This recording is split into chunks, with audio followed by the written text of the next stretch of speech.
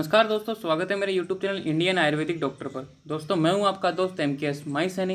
दोस्तों जैसा कि आप सभी को पता है कि हम 11th चैप्टर पे हैं अष्टांग हृदय के। इसके पार्ट फर्स्ट और पार्ट सेकंड में पहले अपलोड कर चुका हूं, जिसमें पार्ट फर्स्ट में हमने दोष के बारे में बात की थी। दोष के प्राकृतिक लक्षण, दोष की वृद्धि के लक्षण, दोष के क्षय के लक्षण और दोष की चिकित्सा। तो ये फर्स्ट पार्ट में हमने कंप्लीट कर लिया था। सेकेंड में हमने दोष के मतलब धातुओं के प्राकृतिक गुण कि क्या कार्य करते हैं बॉडी पे, उनके क्षय के लक्षण, वृद्धि के लक्षण और उनकी चिकित्सा। आज हम बात करेंगे मलों के बारे में और ओज के बारे में। तो आज इस चैप्टर को हम कंप्लीट कर देंगे। पार्ट थर्ड में ज़्यादा लेंथी नहीं बनाऊंगा मैं, ठीक है। तो आज इस चैप्टर को ख़त्म करते हैं। चलो वीडियो स्टार्ट करते हैं। तो हम बात आते हैं मल पे। आपको मैं बता दूँ, अगर वीडियो देख रहे हैं तो ये बिल्कुल शॉर्ट है। इससे शॉर्ट की कोशिश मत करना कि आप इसमें भी कुछ लेफ्ट करने की कोशिश करो कि भाई इसमें भी इंपॉर्टेंट बता दें। ये बिल्कुल शॉर्ट से शॉर्ट है, इससे शॉर्ट कुछ हो ही नहीं सकता। तो आप कोशिश करना कि इसकी लाइन टू लाइन याद रहें, ठीक है। स्टार्ट करते हैं यहाँ से। मल मल 3 पाए जाते हैं: स्वेद, मल, मूत्र। अब क्वेश्चन आता है मल कितने होते हैं? 3 आता है सामान्य जनरली, ठीक है। स्वेद यानी पसीना, जो बॉडी से जो पसीना निकलता है वो स्वेद है। मल यानी पुरिस, ठीक है। कहाँ अपन भोजन करते हैं उसके 2 भाग बनते हैं, प्रसाद भाग और किट भाग। प्रसाद भाग से अपने धातुओं का पोषण होता है और किट भाग से मल बनता है। और मूत्र, जितने भी अपन लिक्विड पदार्थ है जो मूत्र के रूप में निकलता है, जिसमें अपन बहुत सारी अपशिष्ट पदार्थें निकलती हैं, ठीक है। अब देखो, जो शरीर को मलिन करे मल कहलाते हैं। जो शरीर को मलिन करे, मलित करे मतलब जो दूषित करे, मल कहलाते हैं। मल शरीर के सातम में होते हैं, ठीक है। मल शरीर के सातम में होते हैं, होना भी जरूरी है। मल नहीं निकलेंगे तो बॉडी दूषित हो जाएगी, इसलिए मल का निकलना भी जरूरी है, मल का होना भी जरूरी है। तो मल को शरीर से बाहर निकालना अति आवश्यक होता है। जरूरत से ज़्यादा किसी भी चीज़ की हो अति नुकसानदायक होती है, अन्यथा अनेक रोगों की उत्पत्ति हो जाती है। जितना मल बन रहा है बॉडी में उतना बाहर निकालो, अगर इकट्ठा होगा तो रोग उत्पन्न होंगे। सामान्य मात्रा से कफ बनने पर शरीर को अधिक हानि पहुँचती है। सामान्य मात्रा से अधिक बनने पर, ये कप की जगह अधिक बनने पर शरीर को अधिक हानि होती है। ओके, कुछ मिस्टेक हो जाती हैं बुक्स में भी। अविकृत लक्षण मतलब प्राकृतिक लक्षण क्या है इसके? पुरुष अवष्टम धारण करना। देखो, पुरुष नहीं बनेगा तो भी प्रॉब्लम है। मूत्र क्लेद वेनम, क्लेद को बाहर निकालना। और स्वेद क्लेद विधृति, क्लेद को धारण करना। अब देखो, इसका पुरुष मतलब साम्यता क्या है, मतलब प्राकृतिक लक्षण। पुरुष अविष्टम धारण करता है, शरीर के बल को भी धारण करता है मल। जब कोई व्यक्ति रोगी हो जाता है, ठीक है, किसी कारणवश से, तो मल से भी शरीर को पुष्टि मिलती है, मतलब धारित करता है बॉडी को। ये साम्य है कि साम्य क्रिया में जब तक है सब कुछ ठीक है।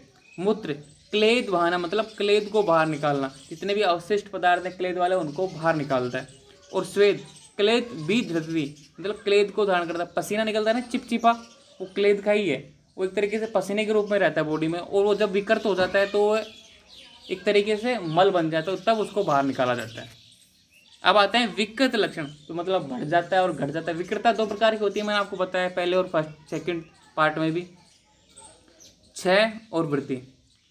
पुरुष यानी मल, जो अपन अपशिष्ट पदार्थ निकालते हैं, ठीक है। मूत्र आप समझते हो और स्वेद पसीना आप समझते हो। तो क्षय हो जाती है, तो पुरुष का क्षय होता है तो हृदय पास में पीड़ा वायु शब्द के साथ उदर में घूमती है। अगर जरूरत से ज़्यादा मतलब पुरुष बन ही नहीं रहा, मतलब निकल ही नहीं रहा, क्षय हो गया, तो हृदय पार्श्व में पीड़ा, हृदय और पसलियों में पीड़ा होगी, मतलब दर्द होगा। किसकी वजह से? वायु की वजह से। मतलब पुरुष बन ही नहीं रहा, खोखलापन है, और जहाँ खोखलापन है वो वायु की वृद्धि होगी। तो वायु शब्द के साथ उदर में घूमती है, वायु आवाज करती हुई, मतलब वायु शब्द यानी किसके लिए? आकाश महाभूत। आकाश महाभूत क्या है? श्रोत्रेंद्रिय, मतलब आवाज के साथ उदर में घूमती है, गुड़गुड़ाहट की उत्पन्न होती है, मतलब आफरा बनता है उसको, मतलब फार्टुलेशन तैयार होता है, मतलब उसको पुरुष क्षय पे वृद्धि हो जाती है मतलब पुरुष की। तो आद्यमान, आटोप, गुरुता और वेदना। आद्यमान क्या है? पेट का फूलना और दर्द होना। और आटोप गुड़गुड़ाहट होना। आटोप मतलब एक तरीके से बोलते हैं ना, गुब्बारा सा बनना, पेट में भारी सा लगेगा। गुरुता और वेदना यानी दर्द होगी। अब पुरुष की वृद्धि के लक्षण है आद्यमान, आटोप, गुरुता और वेदना। अब है मूत्र। मूत्र की अगर 6 होगी तो मूत्र अल्प मात्रा में निकलेगा, ठीक है, कठिनाई के साथ निकलेगा, विवर्ण होना और रक्त मिश्रित आना। अगर मूत्र का 6 है, मूत्र बाहर नहीं निकल रहा, तो मूत्र अल्प मात्रा में निकलेगा, बहुत कम निकलेगा। कठिनाई के साथ आना मतलब बार आप खड़े रहोगे, मतलब शौचालय जाओगे तो मूत्र किसी व्यक्ति का उतरता ही नहीं है ना बहुत देर तक, जब निकलता है तो रक्त के साथ या दर्द युक्त होता है, तो वो मूत्र 6 की स्थिति है। आप समझ जाना कि आपके मूत्र की 6 हो चुका है। मूत्र त्याग करने पर संतुष्टि नहीं, बस्ती में पीड़ा। अगर वृद्धि है ज़्यादा है तो बार बार मूत्र करने जाओगे आप, तब भी आपको संतुष्टि नहीं मिलेगी। और बस्ती में पीड़ा मतलब जो अपना उधर से नीचे और अपने जो मेड्रेसिसन है उससे ऊपर वाला इच्छा है, उस बस्ती में पीड़ा होगी, मतलब ब्लेडर में पीड़ा होगी, दर्द होगा। स्वेद, रोमेच्छित रोम स्तब्धता त्वक स्फुटन होना, मतलब अब आपको बताता हूँ। स्वेद, स्वेद की वृद्धि हो जाती है। रोमेच्छित मतलब रोम अपने जगह से हट जाते हैं। रोम स्तब्धता, रोम का एक तरीके से स्तब्धता, छिरछिरे हो जाते हैं। और त्वक स्फुटन मतलब त्वचाएं फटने लगती हैं, जरूर से ज़्यादा निकले, मतलब 6 हो जाता है। तो जब स्वेद का 6 हो जाता है, रोमच्युत, रोम स्तब्धता, त्वक स्फुटन आदि मतलब त्वचा का फटना। और जब विकृत हो जाता है तो अति स्वेद मतलब पसीना बहुत ज़्यादा आएगा। अगर आप ठंडी में भी बैठे हो बिल्कुल हवा की, तो तब भी पसीना आ रहा है। दुर्गंधा मतलब दुर्गंध निकलेगी उसके पसीने में। और कंडू मतलब खुजली होगी। आई होप मैं जितना बता रहा हूँ आपको समझ में आ रहा होगा। चिकित्सा, अगर स्पीड ज़्यादा है तो आप मतलब प्लेबैक स्पीड में कम कर सकते हो, जिसको कम लग रही है वो प्लेबैक स्पीड में ज़्यादा कर सकता है। यूट्यूब का एक अच्छा फीचर है, आप देख सकते हो। चिकित्सा, वृद्धि में चिकित्सा और क्षय में चिकित्सा। अब पुरुष की वृद्धि हो जाएगी तो अतिसार नाशक चिकित्सा करें। मतलब पुरुष अगर कोई व्यक्ति बार बार मल का त्याग कर रहा है, मतलब वृद्धि में है, तो अतिसार नाशक मतलब अतिसार मतलब दस्त लग जाते हैं किसी व्यक्ति के, डिसेंट्री हो जाती है, तो उसको जो नाश करने के लिए जो चिकित्सा की जाती है वो करनी है, अतिसार नाशक चिकित्सा करें, ठीक है। जैसे स्तंभन घ्राई, जो मतलब घ्राई वाले भोजन है ना, गुरु भोजन और स्तंभन घ्राई भोजन कराएं ताकि वो जल्दी रुके, वो मतलब अतिसार ना होने दे। और 6 में चिकित्सा, जौ, उड़द, राजमा, भेड़ बकरी के मध्य भाग का मांस प्रयोग करें। अब ये ऐसे मांस हैं, मतलब ऐसे फलाहार हैं जिनके सेवन से मतलब अतिसार उत्पन्न होता है, बार बार दस्त मल जाने की प्रवृत्ति होती है। जौ खिलाइए उसको, उड़द खिलाइए, राजमा खिलाइए, भेड़ बकरी के मध्य भाग का मांस प्रयोग करें। तो ये 6 में चिकित्सा है। उसको मतलब उसका पुलिस बनने लगेगा और वो बार बार इच्छा करेगा जाने की उसकी। मूत्र में वृद्धि हो जाती है तो वृद्धि में क्या चिकित्सा करोगे? प्रमेय नाशक चिकित्सा करो। अब देखो इसने शॉर्ट है, अब प्रमेय नाशक चिकित्सा करो। प्रमेय मतलब प्रमेय में क्या है, बार बार कोई मूत्र चाह रहा है तो प्रमेय में जितने भी हैं, जैसे कि अभी बताया कि मैंने प्रमेय में नाशक चिकित्सा में बहुत सारे, आप जब सेकंड ईयर में आओगे चरक चिकित्सा स्टडी करोगे तो प्रमेय नाशक चिकित्सा के बहुत सारे उदाहरण मिलेंगे। जैसे श्वेत प्रॉपर्टी है, ठीक है, ये आप जो सेकंड ईयर में आओगे रसशास्त्र में बनाना भी सीखोगे, उसका उपचारण है। गोक्षरू है, जी जितने भी हैं मतलब आयुर्वेदिक औषधियाँ, वो सब मूत्र को में नाश करेंगे, उसको कम करेंगे। और 6 में चिकित्सा, मूत्र कृच्छ नाशक चिकित्सा करें। मूत्र कृच्छ मतलब जो मूत्र को रोकती है ना, उनका नाश करने वाली चिकित्सा करें। तो इन वर्डों को समझो, कंफ्यूज मत होना। वृद्धि और 6 चिकित्सा कर रहे हैं अपन, अगर मतलब मूत्र ज़्यादा आ रहा है तो उसकी चिकित्सा, और मूत्र 6 मतलब आ ही नहीं रहा तो उसकी चिकित्सा। ओके। स्वेद, अगर मतलब स्वेद में वृद्धि में चिकित्सा है कि स्तंभन व शीतल उपचार करें। अगर स्वेद किसी व्यक्ति की ज़्यादा आ रहा है, बार बार आ रहा है, तो उसको स्तंभन व शीतल मतलब ठंडे एसी वाले स्थान में बैठाएं, उसको मतलब स्तंभन वाला आहार भोजन कराएं, ताकि देखो पसीना क्यों आता है, पित्त की वजह से। पित्त क्या है? उष्ण। ओके। अब तो उसको लिए क्या करना है, उसको शीतल करना है और स्तंभन करना है। ऐसा भोजन खिलाना है उसको जो अग्नि को शांत करे, मतलब गुरु भोजन करना है जो शरीर मतलब अग्नि को कम बनाए रख, कम करे उसको, और जैसे कि पसीना बने ना। अब 6 में चिकित्सा मतलब पसीना निकलता ही नहीं है किसी व्यक्ति को, उसकी क्या चिकित्सा है? व्यायाम। देखो व्यायाम कराने से पसीना बनता है, आपको पता है। कसरत करोगे, अभ्यंग करो, उसका तेल मालिश करो, स्वेदन करो, मतलब एक स्वेदन आता है आपको, मतलब उष्ण, पिंड स्वेदन, पत्र स्वेदन, अलग अलग तरह के स्वेदन आते हैं। जैसे आगे अपन चैप्टर पढ़ेंगे स्नेह और स्वेदन आगे पंचक्रम में, तब आपको डिटेल में बताएंगे स्वेदन 4 प्रकार का, कितने प्रकार का भी होता है। मध्य दें और ज्वर चिकित्सा करें, मतलब ज्वर चिकित्सा करें। 6 में व्यायाम कराओ ताकि पसीना बने, अभ्यंग करो, स्वेदन करो। स्वेदन जिससे ये उसकी कोष्ठ है, कोष्ठांग है, उसके जो दोष हैं वो पिघल कर कोष्ठांग में आए शाखाओं से, ताकि उसके पसीना बने। तो ये 6 में चिकित्सा है। सब अवस्थाओं में दोष, धातु, मल शरीर के मूल कहे जाते हैं। अब देखो ये जितने भी साम्य अवस्था में दोष, धातु, मल, अब तीनों बात होगी। पार्ट फर्स्ट में हमने दोष की बात की थी, पार्ट सेकंड में हमने धातु की, अब हम मल की बात कर रहे थे। तो ये तीनों है ना शरीर के मूल कहे जाते हैं। इनसे मिलके अगर ये तीनों चीज साम्य है, दोष भी इसके साम्य है, वात पित्त कफ तीनों साम्य अवस्था में प्राकृतिक कर्म कर रहे हैं, धातु उसके साम्य है, प्राकृतिक कर्म कर रहे हैं, मल उसके साम्य प्राकृतिक, उसको मतलब दिनचर्या के हिसाब से बाहर मूत्र भी जा रहा है, विसर्जन जा रहा है, पसीना भी आ रहा है, सब कुछ ठीक है, तो व्यक्ति एकदम उत्तम है, सर्वश्रेष्ठ है, इसलिए इसके शरीर के मूल कहे जाते हैं। ठीक है, अब बात करेंगे हम ओज की, क्योंकि चैप्टर हमको कंप्लीट करना है।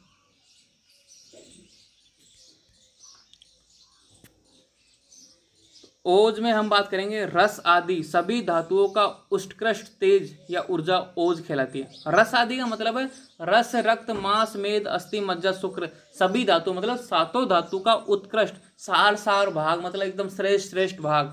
ठीक है, मतलब रस से रक्त बना, क्योंकि रस का जो श्रेष्ठ भाग है उससे रक्त बना। रक्त का श्रेष्ठ भाग क्या है? मांस बना। मांस का श्रेष्ठ भाग क्या है? मेद बना। मेद से क्या? अस्थि बना। अस्थि से क्या? मज्जा। मज्जा से शुक्र, और इनसे सब मिलके ओज, लास्ट में जाके बनता है ओज। मतलब एक तरीके से इम्यूनिटी पावर, एकदम जो बोलते हैं अभी कोरोना चल रहा है इसमें इम्यूनिटी।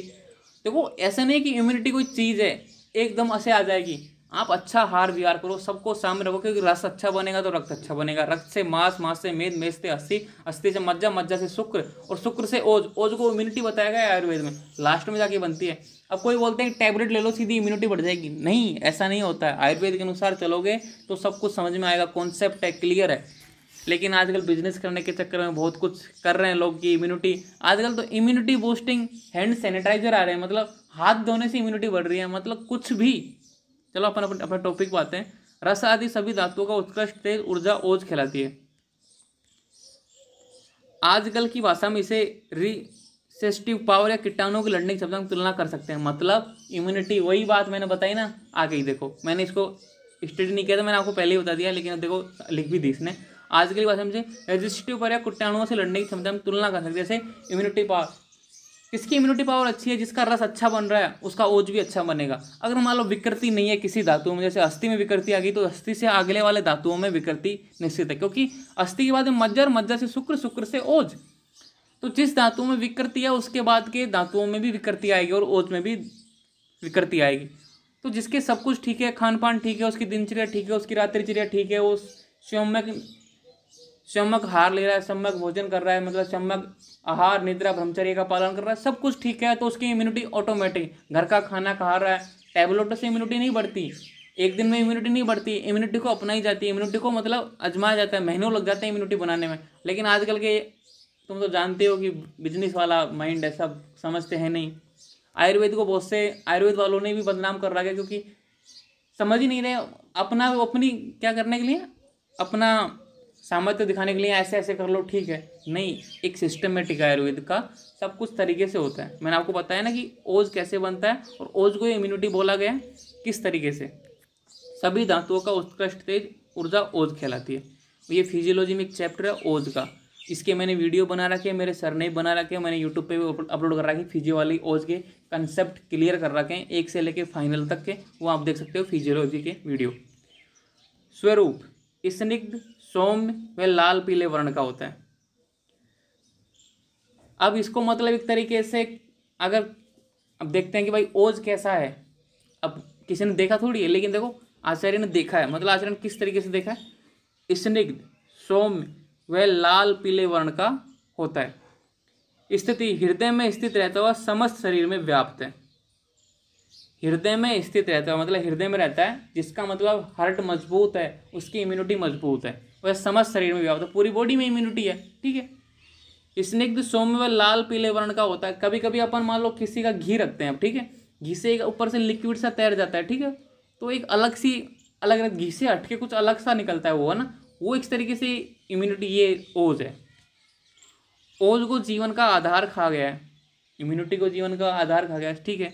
इसके नाश होने पर जीवन नष्ट हो जाता है। जिसकी इम्यूनिटी नष्ट हो गई, किसी व्यक्ति के एड्स हो जाता है, तो उसकी इम्यूनिटी खत्म हो जाती है, और वो एक सामान्य जुकाम से मर जाता है। व्यक्ति एड्स से नहीं मरता है, वो जुकाम से मरता है। एड्स ने उसने क्या किया? इम्यूनिटी डाउन कर दी, कमजोर कर दी, तो इसके नाश होने पर जीवन नष्ट हो जाता है, मतलब इम्यूनिटी खत्म।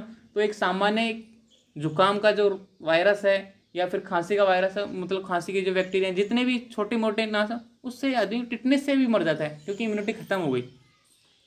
ओज के कारण ही शरीर में विविध प्रकार के भाव उत्पन्न होते हैं। अब देखो यहाँ पे इंपॉर्टेंट लाइन है, नोट। आचार्य चक्रपाणी ने ओज के दो भेद बताए हैं, परोज और अपरोज। परोज हृदय में रहता है, प्रमाण 8 बिंदु है, और अपरोज संपूर्ण शरीर में व्याप्त है, प्रमाण आधा अंजलि। ये 2 नंबर में क्वेश्चन आते हैं और पीजी के हिसाब से वेरी वेरी इंपॉर्टेंट है, इसको रट लो आप, ठीक है। ओज के नाश होने पर मृत्यु निश्चित होती है, ये आप ध्यान रखना कि ओज का जब नाश होने लग जाता है ना व्यक्ति में, उसकी इम्यूनिटी पावर खत्म होने लगती है, उसका नाश होना निश्चित है। आयुर्वेद एकदम महान और सिद्ध परीक्षा है, मतलब जिसने इसको समझ लिया ना, वो अपना भविष्य, अपने जो मतलब अपने आप को बहुत ऊंचे तक अपने लेवल पे ले जा सकता है। ओज 6 के कारण क्रोध, शोक, चिंता, भूख, प्यास सभी कर्मों में क्षीण हो जाता है। ओज 6 के लक्षण, मतलब ओज 6, जब ओज 6 हो जाता है ना, ओज 6 लग जाता है, 6 होने लग जाता है, व्यक्ति में किस तरह के लक्षण पैदा होते हैं वो बताया। क्या बता रहा है, ओज 6 के लक्षण। मान लो किसी व्यक्ति में किसी भी कारणवश, मान लो उसका आहार विहार सही नहीं है, उसकी रात्रिचर्या ठीक नहीं है, उसका मतलब भोजन संतुलित नहीं है, किसी धातु में उसकी विकृता आ गई जिससे उसके ओज का 6 हो गया, तो उसमें लक्षण देखो शुरुआती, क्रोध आने लग जाएगा, शोक करेगा, चिंता आने लग जाएगी, भूख प्यास सभी कर्मों में क्षीण हो जाता है, मतलब भूख भी नहीं लगेगी, प्यास भी नहीं लगेगी, और सभी कर्म जितनी उम्र एकदम आलस सा आ जाएगा, डरा हुआ रहता है, बिना कारण चिंता करता है, और इंद्रियों में वेदना रहती है, आंखें दर्द करने लग जाएंगी, सुनाई कम देने लग जाएगा, बिना कारण चिंता रख जाएगा, अलग ही माइंड रहेगा उस व्यक्ति का।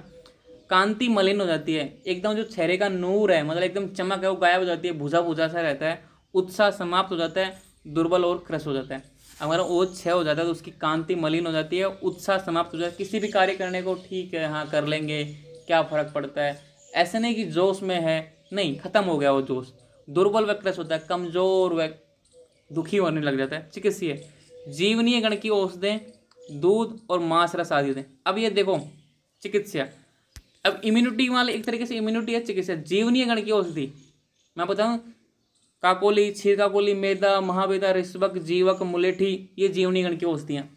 चैप्टर नंबर 15 में आप स्टडी करोगे, जीवनीय गण की औषधियों के नाम लिखो, 2 नंबर में क्वेश्चन आता है। तो मेदा, महामेदा, ऋषभक, जीवक, मुलेठी जितने भी हैं ये 10 हैं, वो औषधियों का आपको सेवन कराना है। दूध पिलाओ, मांस रस पिलाओ, ताकि उसमें इम्यूनिटी बने, ताकि रस अच्छा बने, ताकि आगे जो धातु बने, धातुओं से फिर ओज अच्छा बने।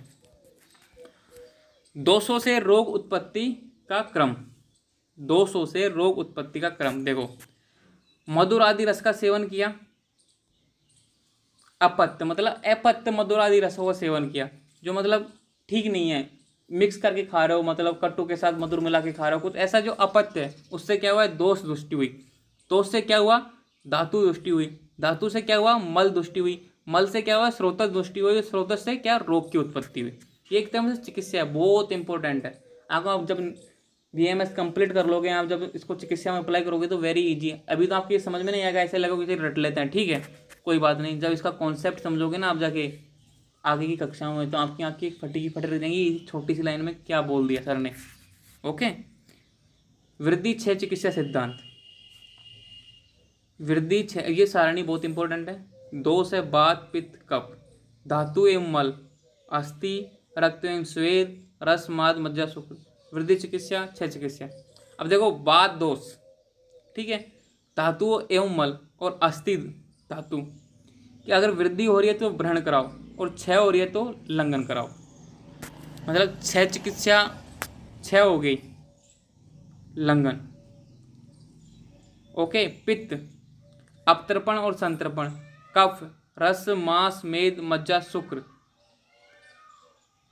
कफ के गुण इनसे मिलते हैं, पित्त के गुण इनसे मिलते हैं, और वात के गुण अस्थि से मिलते हैं, इसलिए बताया। देखो मैं आपको दोबारा समझाता हूँ, मैंने आपको बताया था कि कफ है जो इनके समान है, रस, मांस, मेद, मज्जा, शुक्र, पित्त के रक्त और स्वेद के समान, क्योंकि मैंने आपको बताया था जब पसीना आता है तो पित्त के कारण आता है, और मैंने सेकंड में पढ़ाया था रक्त में धातु है, जब बोला था पित्त के गुण रक्त के समान है। अब देखो यहाँ पे कौन सा दोष कौन से धातुओं के समान है, ये इंपॉर्टेंट है, पहले तो यह याद करो कि बात दोष अस्थि से मेल खाता है, पित्त रक्त एवं स्वेद से, और कफ रस, माद, मेद, मज्जा, शुक्र। तो हो गया ये दोष और धातुओं में संबंध, क्वेश्चन आ सकता है। कौन सा दोष कौन से धातु से संबंध रखता है? तो वात दोष अस्थि से, पित्त दोष रक्त और श्वेत से, कफ रस मांस मेद मज्जा शुक्र। क्लियर? वृद्धि चिकित्सा, क्षय चिकित्सा। अब मान लो वात दोष की वृद्धि हो रही है, मतलब उसकी चिकित्सा क्या है? व्रण, मतलब गुरु भोजन करना, स्निग्ध भोजन। अगर क्षय हो गया तो क्या है? लंघन। ओके, वात दोष का क्षय हो गया तो मतलब लंघन। पित्त का अगर वृद्धि बढ़ी हुई है तो अपतर्पण कराओ, और क्षय चिकित्सा हो रही है तो संतर्पण कराओ। अपतर्पण का मतलब क्या है कि उसको लघु भोजन दो, रुक्ष भोजन दो। संतर्पण का मतलब स्निग्ध भोजन दो और गुरु भोजन दो। ठीक है, कफ हो मतलब इसमें वृद्धि हो रही है तो अपतर्पण कराओ, उसको मतलब वही रुक्ष भोजन, लघु भोजन, और मतलब क्षय चिकित्सा है तो संतर्पण सेम है। संतर्पण में उसको मतलब घी पिलाओ, उसको अच्छा अच्छा भोजन कराओ, मधुर का सेवन कराओ। ये है, इस तरीके से आप समझ जाओगे। ये सारणी बहुत इंपॉर्टेंट है, आपकी फ्यूचर में काम आएगी। और ये लेकिन ये दोष और धातुओं के जो संबंध है, कौन सा दोष कौन से धातु से संबंध रखता है, किस गुणधर्म मतलब गुणधर्मों में किससे समान रखता है, ये आपको एक छोटी सी कॉन्सेप्ट सारणी में बताया है। आई होप आपको ये चैप्टर बहुत समझ में आया, क्योंकि इसमें फिजियोलॉजी के जो बेसिक फंडामेंटल है वो क्लियर करने की कोशिश की है, बिल्कुल शॉर्ट एंड स्वीट। आप कोटेशन तो आपको याद करना ही है, लेकिन ये हिंदी में बिल्कुल शॉर्ट एंड सिंपल है, इसको शॉर्ट करने की कोशिश मत करना। ठीक है, थैंक यू। वीडियो को लाइक करना, वीडियो को शेयर करना अपने दोस्तों के साथ। धन्यवाद।